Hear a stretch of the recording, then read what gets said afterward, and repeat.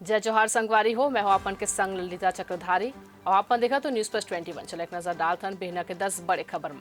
छत्तीसगढ़ 10वीं बोर्ड के परीक्षा आज ले शुरू। 3 लाख से ज्यादा परीक्षार्थी मन दी एग्जाम। कांग्रेस हा छत्तीसगढ़ के 11 लोकसभा सीट पर तय करे उम्मीदवार के नाम। आज हो सकत है नाम के घोषणा। मार्च के पहली दिन ले तपे वाले गर्मी शुरू हुई। तापमान 37 डिग्री सेल्सियस के पार पहुंची। IMD हदीस जानकारी। छत्तीसगढ़ में प्रशासनिक फेरबदल। राज्य प्रशासनिक सेवा के 13 अधिकारी मन के तबादला। छत्तीसगढ़ में महतारी वंदन योजना के 11,591 फॉर्म रिजेक्ट हुई। गलत जानकारी और दस्तावेज हुई जमा। कुंवारी लड़की और पुरुष मन हा घलो भरिस फॉर्म।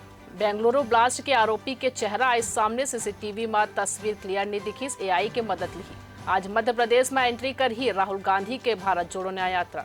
अनंत अंबानी और राधिका मर्चेंट के प्री वेडिंग इवेंट में भाग लेबर जामनगर पहुंची कतर के प्रधानमंत्री। शराब घोटाला पर दिल्ली के अदालत मनीष सिसोदिया के जमानत याचिका व आज कर ही सुनवाई।